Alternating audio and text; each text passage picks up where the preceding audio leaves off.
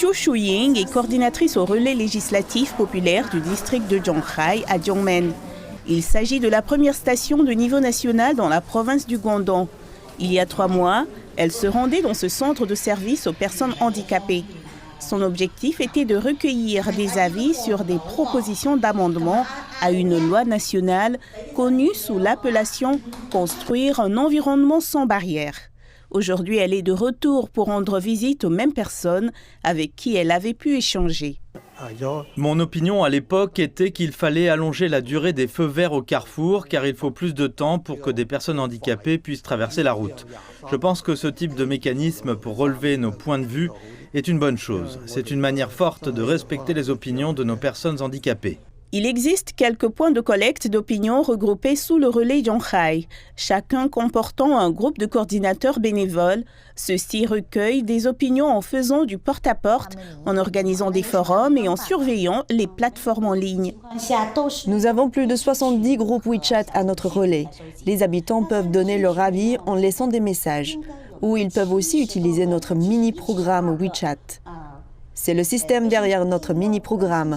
En ce qui concerne le projet de loi sur la construction d'un environnement sans barrières, nous avons recueilli plus de 50 commentaires du public grâce à cela.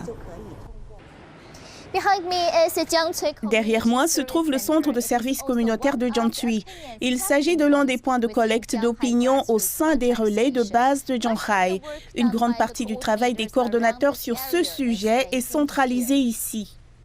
Recueillir des opinions n'est que le point de départ. Le personnel du centre de service, de même que les coordonnateurs, doivent ensuite catégoriser les opinions. Des discussions collectives doivent ensuite avoir lieu entre les coordinateurs, les professionnels concernés, mais aussi des juristes et des avocats. Parfois, des tests sur le terrain sont également nécessaires.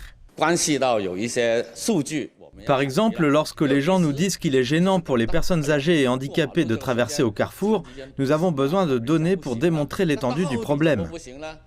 Une fois que différentes parties conviennent que certaines opinions sont suffisamment importantes pour être transmises aux assemblées législatives, un avocat y intervient. Nous devons rédiger les avis dans un langage juridique avant de les soumettre tout en respectant le sens original. Depuis 2020, 3 avis soumis depuis la gare de Zhonghai ont été adoptés par la plus haute législature chinoise, tous émanant de citoyens ordinaires de la communauté. Madame Chiu a expliqué que c'était bien le travail d'un coordinateur d'écouter tout le monde de la même manière, quelle que soit son origine sociale.